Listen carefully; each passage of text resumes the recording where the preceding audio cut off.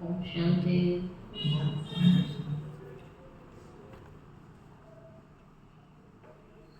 आज बाबा की 21 तारीख की साकार मुरली। मीठे बच्चे, सच्ची कमाई करने का पुरुषार्थ पहले स्वयं करो, फिर अपने मित्र संबंधियों को भी करो। Charity begins at home.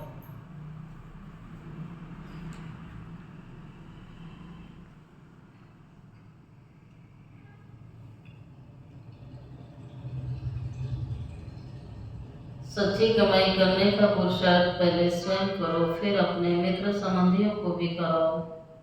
Charity begins at home. प्रश्न है, सुख अथवा चैन प्राप्त करने की विधि क्या है?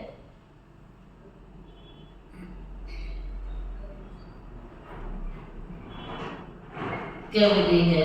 सुख अथवा चैन प्राप्त करने की विधि क्या है? बाबा ने बोला पवित्रता। सुख चैन प्राप्त करने की विधि हुई पवित्रता। जहाँ पवित्रता है वहाँ सुख चैन है। पवित्र दुनिया सत्य की स्थापना करते हैं।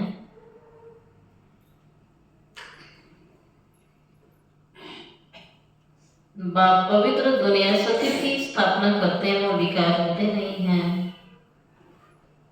जो देवताओं के पुजारी हैं वह कभी ऐसा प्रश्न कर ही नहीं सकते कि विकारों बगैर दुनिया कैसे चलेगी। ये वाला प्रश्न जो देवताओं के पुजारी हैं, बाबा ने कहा वो कभी ऐसा प्रश्न कर ही नहीं सकते, विकारों बगैर दुनिया कैसे चलेगी। अभी तुम्हें चैन की दुनिया में चलना है, इसीलिए इस पतित दुनिया को भूलना है।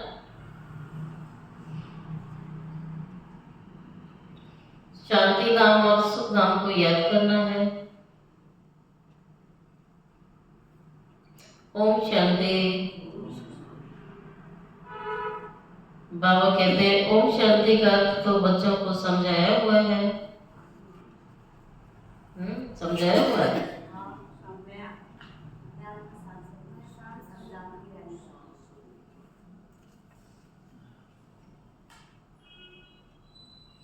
शिव बाबा भी ओम शांति कह सकते हैं, तो सालिग्राम बच्चे भी कह सकते हैं। आत्मा कहती है Om Shanti, son of silence father. ठीक है, हम सभी आत्माएं किसकी संतान है? शांति के सागर की संतान हैं।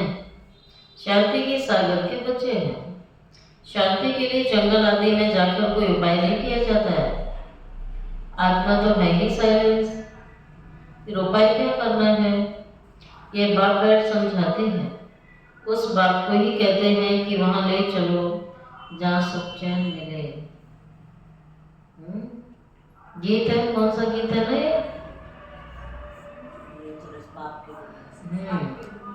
इस पाप की दुनिया से कहीं दूर ले चलो जहाँ सुख चैन हो। चैन अथवा सुख सभी मनुष्य चाहते हैं, परंतु सुख और शांति के पहले तो चाहिए क्या? चाहते सभी हैं, लेकिन इससे पहले क्या चाहिए? इससे पहले चाहिए पवित्रता। पवित्र को पावन, अपवित्र को पतित कहा जाता है। पतित दुनिया वाले पुकारते रहते हैं आकर हमको पावन दुनिया में ले चलो। यह है ही पतित दुनिया से लिबरेट कर पावन दुनिया में ले चलने वाला सतयुग है। सतयुग में पवित्रता होती है और कलयुग में अपवित्रता होती है। वह वाइसलेस वर्ल्ड और यह है विशेष वर्ल्ड। यह तो बच्चे जानते हैं। दुनिया वृद्धि को पाती रहती है। बढ़ती रहेगी। सतयुग वाइसलेस वर्ल्ड है, तो जरूर मनुष्य थोड़े होंगे। वह थोड़े कौन होंगे? बरोबर सतयुग में देवी देवताओं का राज्य है। उनको चैन की दुनिया अथवा सुखधाम कहा जाता है। ये सारी दुनिया है दुखधाम। दुखधाम को बदल सुखधाम बनाने वाला कौन? एक परम पिता परमात्मा है। सुख का वर्षा जरूर बाप ही देंगे ना। अब वह बात कहते हैं दुख धाम को भूलो, शांति धाम सुख धाम को याद करो। इसको मनमना भव कहा जाता है। बाप अगर बच्चों को सुख धाम का साक्षात्कार कराते हैं, दुख धाम का विनाश कराए, शांति धाम में ले जाएंगे, तो सुख धाम की स्थापना करना और दुख धाम का विनाश करके कहाँ ले जाना? पहले शांति धाम फिर सुख धाम में भेज देंगे। इस चक्र को समझना चाहिए। 84 जन्म लेने पड़ते हैं। जो पहले सुख धाम में आते हैं उनके 84 जन्म। सिर्फ इतनी बातें याद करने से भी बच्चे सुख धाम के मालिक बन सकते हैं। बाप कहते हैं बच्चे शांति धाम को याद करो, फिर वर्षे को अथवा सुख धाम को याद करो। पहले तुम शांति धाम में जाते हो तो अपने को शांति धाम ब्रह्मांड का मालिक समझो। चलते फिरते अपने को वहां का वासी समझेंगे तो यह दुनिया तुम्हें भूलती जाएगी। सतयुग है सुख धाम, परंतु सभी तो सतयुग में आ नहीं सकते। यह बातें समझेंगे ही वह जो देवताओं के पुजारी है। यह है सच्ची कमाई जो सच्चा बाप सिखलाते हैं। बाकी सभी ये झूठी कमाइयाँ, अविनाशी ज्ञान रत्नों की कमाई ही सच्ची कमाई कही जाती है।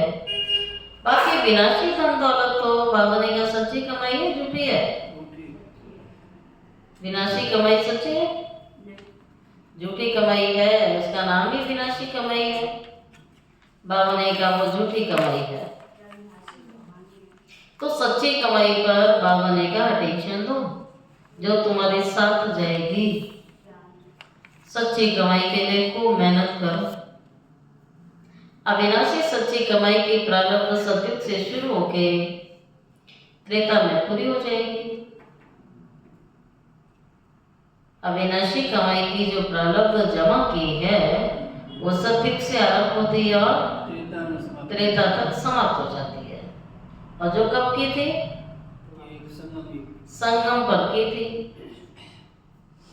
जो आधा कल को भोगोगे फिर उसकी प्रारब्ध आधा कल पर चलती है। बाद में झूठी कमाई शुरू होती है जिससे अल्पकाल क्षण और सुख मिलता है।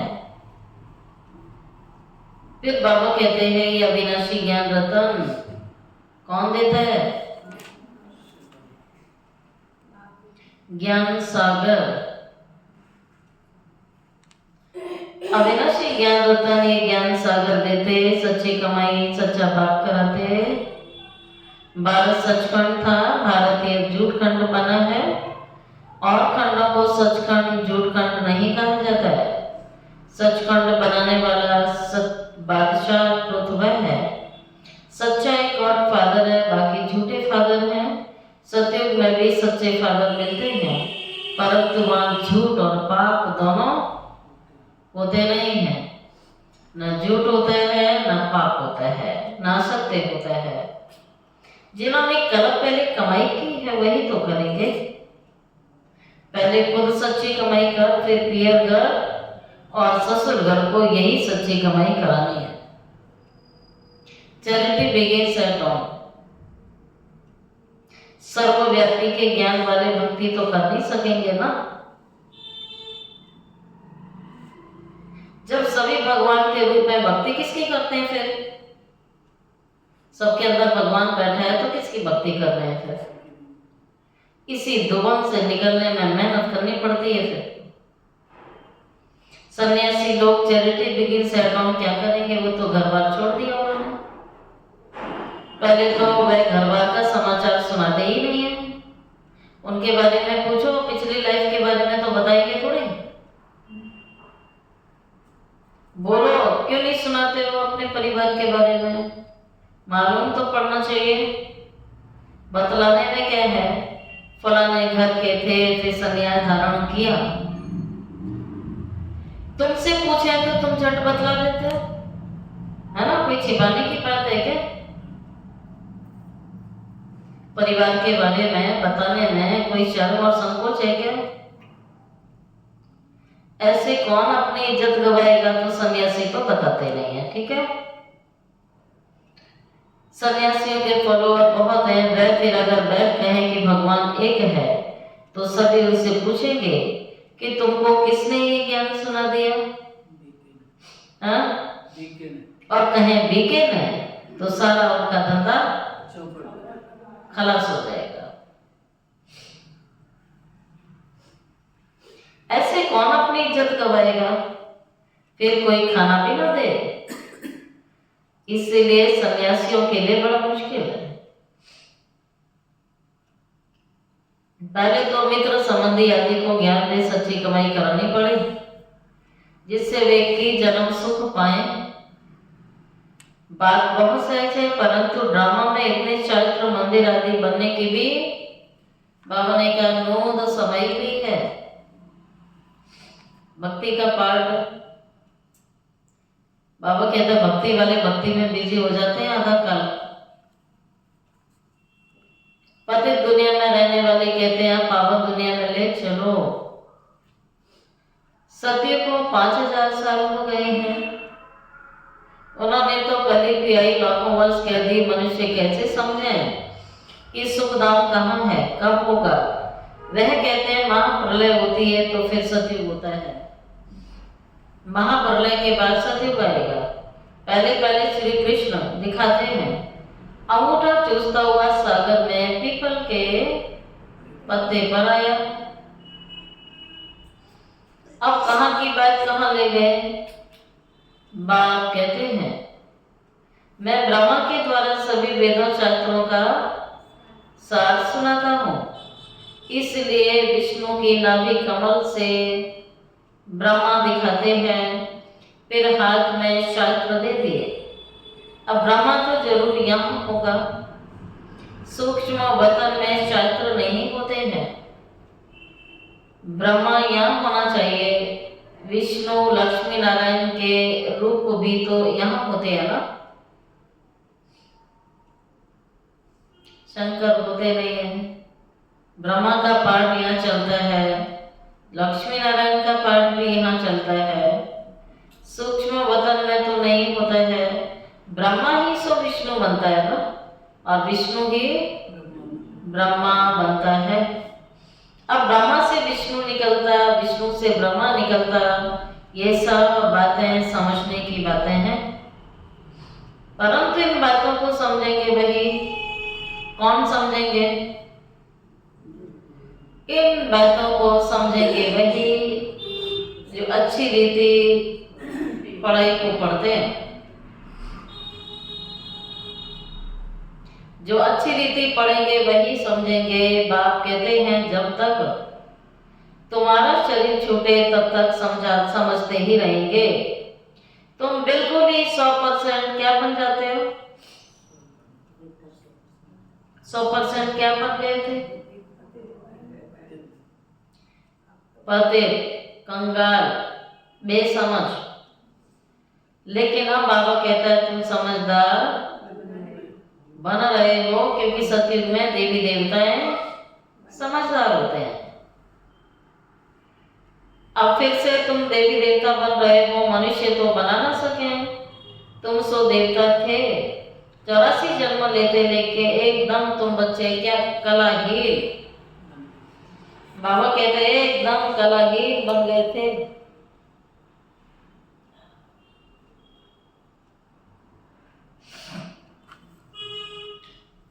इसलिए बाप कहते हैं कि तुम देवी देवता बिल्कुल कलाहीन नीचे आ गए। 84 जन्म लेते लेते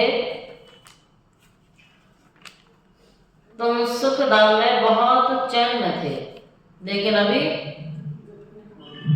बाबा कहता क्या हो गए? बेचैन हो गए। पवित्रता खंडित हो गई। सतयुग में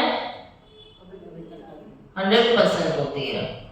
तुम 84 जन्मों का हिसाब भी बता सकते हो, इस्लामी, बौद्धिस्ट, सिख, ईसाई, मठ पंथ। बाबा ने कहा कितना जन्म लेंगे, ये हिसाब निकालना तो सहज है ना। स्वर्ग के मालिक तो भारतवासी ही बनेंगे ना। बाबा कहते हैं भाग्य तो भारत का है। स्वर्ग इस भारत भूमि पर होता है, सैपलिंग लगती है, समझानी है। खुद समझ जाए तो फिर पहले पहले अपने माता पिता भाई बहनों को ज्ञान देना पड़ेगा। आज बाबा क्या कहता है, चैरिटी बिगिंस एट होम। अपने मित्र संबंधियों का, परिवार वालों का, घर वालों का, सबका कल्याण करो। करते हैं बाबा कहता करते हैं। आज बाबा ने पाठ पढ़ाया है, ऐसे थोड़ी मित्र संबंधियों को छोड़ दो बाकी सबको ज्ञान देते रहो। कब देंगे?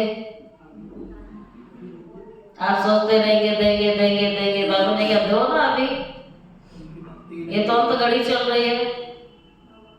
आपका काम है पर्चे दो। बाबा कहता तुम अपना फर्ज अदा करो, तुम अपनी ड्यूटी पूरी करो। इसीलिए बाप कहते हैं सबको ज्ञान देना पड़ेगा, बहन भाइयों को भी देना है, माता पिता को भी देना है। गृहस्थ व्यवहार में रहते कमल फूल समान रहना है। Charity begins at home. पियर घर, ससुर घर को नॉलेज सुनानी पड़ेगी। धंधे में भी पहले अपने भाइयों को ही भागीदार बनाया जाता है ना। बाबा उस टाइम की बात करते हैं कि कोई धंधा आदि करते थे तो जो अपना भाई होता है उसको भागीदार बनाते हैं। यहाँ भी ऐसे है, गायन भी है। कन्या वह है जो पियर घर और ससुर घर का उद्धार करे। आप पवित्र उद्धार तो कर नहीं सकते, तब कौन सी कन्या? बाबू पूछता वो कौन सी कन्या है फिर? अपवित्र तो उद्धार कर न सके। ये ब्रह्मा की कन्या। हाँ, बाबा कहते हैं ब्रह्मा की कन्याओं की बात है ये। ब्रह्मा की कन्या ब्रह्मा कुमारी, यहाँ अधम कन्या है। कुमारी कन्या का भी मंदिर बना हुआ है जहाँ तुम्हारे यादगार बने हुए हैं, आबू में सब बने हुए हैं। हम फिर से आए हैं भारत को स्वर्ग बनाने के लिए। ये दिलवाड़ा मंदिर बिल्कुल एक्यूरेट है। ऊपर से स्वर्ग दिखाया है, स्वर्ग तो यहीं है ना, वहां छत में दिखा दिया है। राज्यों की तपस्या भी यहीं होती है, स्वर्ग भी यही है। जिनों का मंदिर है उन्हों को जानना तो चाहिए अब अंदर जगत अम्बा, जगत पिता, आदि देवी बैठे हैं। अच्छा, आदि देव किसका बच्चा है? शिव बाबा का बच्चा है। अधर कुमारी कन्या सब राज्यों में बैठे हैं। बाप कहते हैं मन मना भवा, तो तुम वैकुंठ के मालिक बनोगे। मुक्ति जीवन मुक्ति को याद करो, तुम्हारा ये संन्यास है। बाबा ने कहा तुमने संन्यास किया है, बुद्धि से सब कुछ छोड़ा है, तब बेहद के सन्यासी हुए ना। बाबा ने कहा जानी लोगों का संन्यास बड़ा डिफिकल्ट होता है ना, सुना तो होगा सभी ने। सूर्यास्त से पहले भोजन कर लेना, नंगे पांव चलना और सारे सिर के बाल एक एक करके उनके उखाड़े जाते हैं। हाँ? पट्टी लगा के रखते हैं मुख पर, और कितने भी ठंडी है तो भी कपड़े नहीं पहनते हैं। तो बाबा कहता उनका संन्यास कितना डिफिकल्ट है। तो बाल आदि निकालने की बड़ी कड़ी रस्म है।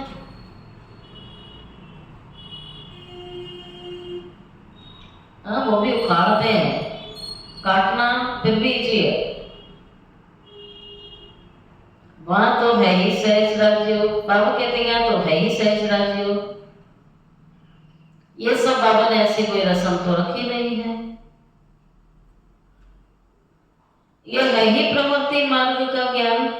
ये ड्रामा मेनू है। कोई जैन मुनि ने बैठ अपना नया धर्म स्थापन किया, परंतु उसको आदि सनातन देवी देवता धर्म तो नहीं कहेंगे ना। अब तो वह प्रलोभ है। कोई ने जैन धर्म चलाया, चल पड़ा। फिर ये भी ड्रामा में था। आदि देव को पिता है ना। देववाड़ा मंदिर भी किसने बनाया? जैन लोगों ने बनाया। तो बाबा भी कहता है आदि देव को पिता और जगत अम्बा को माता कहेंगे ना। यह तो सब जानते हैं आदि देव ब्रह्मा है। आदम बीबी एडम और ईव भी कहा जाता है ब्रह्मा सरस्वती को। क्रिश्चियन लोगों को थोड़ी पता है कि एडम ईव तपस्या कर रहे हैं। मनुष्य सृष्टि के सिजरे के ये हेड है। ये राज बाबा बैठ समझाते हैं। इतने मंदिर शिव के, लक्ष्मी नारायण के बने हैं, उनकी बायोग्राफी को जानना चाहिए ना। बाबा कहते इतने सारे मंदिर, इतना यादगार है, तो उनके बारे में पूरा जानकारी होनी चाहिए। यह भी ज्ञान का सागर बाबा बैठ तुम्हें समझा रहे हैं। परम पिता परमात्मा को नॉलेजफुल और बाबा कहता है ज्ञान का सागर कहा जाता है, आनंद का सागर भी कहा जाता है। ये परमात्मा की महिमा कोई साधु संत आदि नहीं जानते। वह तो कह देते हैं कि परमात्मा सर्वव्यापी है। खेल खत्म। वो कह देते हैं परमात्मा सर्वव्यापी है, तो फिर किसकी महिमा करोगे? फिर परमात्मा को ना जानने के कारण ही अपने को शिवोहम कह देते हैं, मैं ही शिव हूं। ना जानने के कारण शिवोहम कह देते हैं। नहीं तो परमात्मा की महिमा तो बहुत ही बड़ी है, लेकिन परमात्मा के विषय में पूरा नहीं जानते। वह तो मनुष्य सृष्टि का बीज है। मुसलमान लोग भी कहते हैं हमको खुदा ने पैदा किया है, तो हम उनकी रचना ठहरे। फिर हम खुदा के बंदे हैं। रचना को वर्षा तो दे नहीं सकते ना। फिर क्रिएशन को क्रिएटर से वर्षा मिलता है ना हमेशा। इस बात को कोई भी नहीं समझते। वह बीज है, सत्य है, चैतन्य है, सृष्टि के आदि मध्यंत को उसको ज्ञान है, नॉलेजफुल है। सिवाय बीज के आदि मध्यंत का ज्ञान कोई भी मनुष्य मात्र में हो नहीं सकता। बाबा के अंदर इसलिए तो है क्योंकि बाबा बीज है सृष्टि का। बीज चैतन्य है तो जरूर नॉलेज उनमें होगी ना। वही आकर तुमको सारी सृष्टि के आदि मध्यंत की नॉलेज देते हैं। यह भी बोर्ड लगा देना चाहिए। चक्र को जानने से तुम सतयुग के चक्रवर्ती राजा अथवा स्वर्ग के राजा बन जाएंगे। तो हम सभी क्या बनने आए हैं? स्वर्ग के राजा। कितनी सहज बात है। बाबा कहते जब तक जीना है तब तक क्या करना है? जब तक जीना है मुझे याद करना है, पढ़ाई करनी है। बाबा खुद कहते हैं जब तक जीना है मुझे याद करते रहो। मैं खुद तुमको ये वशीकरण मंत्र देता हूँ। अब तुम्हें याद करना है ना बाप को। याद से भी कर्म विनाश हो जाएंगे। सुदर्शन चक्र तुम्हारा फिरता रहे तो माया का सिर बाबा कहता कट जाएगा। किसका सिर काटना है? बाबा कहते हैं माया का सिर काटो, बुराइयों का सिर काटो। अब तुम्हारी आत्मा को पावन बनाकर ले जाएंगे, फिर तुम सत्व प्रधान शरीर लेंगे, वहां विकार तो होते नहीं है। कहते हैं विकार बगैर सृष्टि कैसे चलेगी? कई कहते हैं विकारों बगैर दुनिया कैसे चलेगी? तो बाबा ने कहा क्या समझो फिर उसे, हाँ जो ऐसा कहते हैं उन्हें क्या समझो? मुरली मार चुका है। बाबा कहते हैं वो समझो देवी देवता धर्म की आत्मा है। जो लोग कहते हैं विकार बगैर दुनिया कैसे चलेगी, तुम शायद देवी देवताओं के पुजारी नहीं हो। लक्ष्मी नारायण की तो महिमा गाते हैं संपूर्ण निर्विकारी, जगत अम्बा जगत पिता भी निर्विकारी है। राजयोग की तपस्या कर पतित से पावन स्वर्ग के मालिक बने हैं। तपस्या करते हैं पुण्य आत्मा बनने के लिए। हाँ, तपस्या क्यों की जाती है? पुण्य आत्मा बनने के लिए तपस्या की जाती है। तो हम सब किसकी तपस्या कर रहे हैं?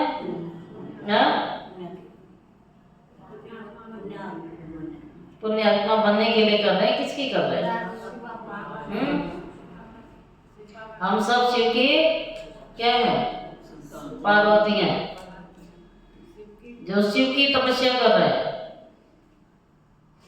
अच्छा मीठे मीठे सिखिल दे बच्चों प्रति माता पिता बाप दादा का याद प्यार गुड मॉर्निंग। रूहानी बाप की रूहानी बच्चों को नमस्ते। रूहानी बच्चों की रूहानी बाप दादा को याद प्यार गुड मॉर्निंग और नमस्ते नमस्ते नमस्ते। शुक्रिया बाबा, शुक्रिया बाबा, शुक्रिया बाबा। अब सुनते हैं धारणा का मुख्य सार। पहली पॉइंट है, इस पुरानी दुनिया को बुद्धि से भुलाने के लिए, इस दुनिया को बुद्धि से भुलाने के लिए क्या करना है? चलते फिरते, इसके लिए प्रैक्टिस क्या करनी है? चलते फिरते अपने को शांति नाम का वासी समझना है।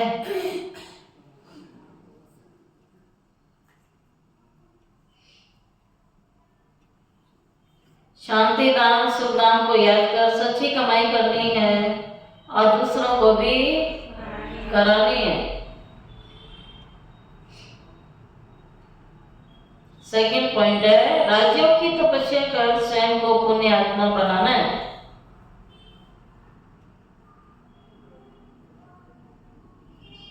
राजयोग की तपस्या कर स्वयं को पुण्य आत्मा बनाना है। माया का सिर काटने के लिए सुदर्शन चक्र सदा फिरता रहे। माया का सिर काटने के लिए बाबा ने विधि सुनाई है, सुदर्शन चक्र। ठीक है, सुदर्शन चक्र फिरता रहे। अच्छा, अब लेते हैं बाप दादा का वरदान। संपन्नता द्वारा सदा संतुष्टता का अनुभव करने वाले, संपत्तिवान भव। संपन्नता द्वारा सदा संतुष्टता का अनुभव करने वाले संपत्तिवान भव। बाबा ने बोला है स्वराज्य की संपत्ति है ज्ञान गुण और शक्तियां। ये स्वराज्य की संपत्ति है, ज्ञान गुण और शक्तियां।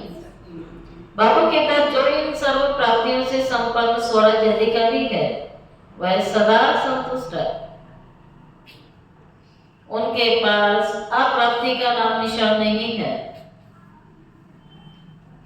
हद की इच्छाओं की अविद्या, इसको कहा जाता है संपत्तिवान। वह सदा दाता होंगे, मंगता नहीं होंगे।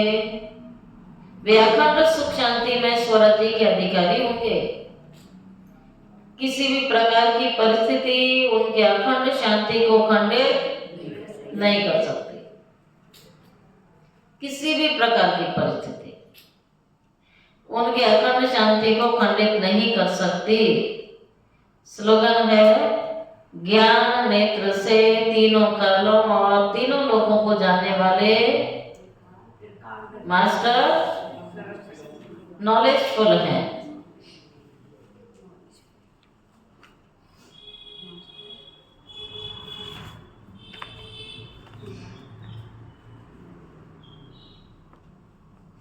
आज का व्यक्ति शरह है, सदा आज्ञाकारी बन के रहो तो सर्व की दुआएं मिलेंगी।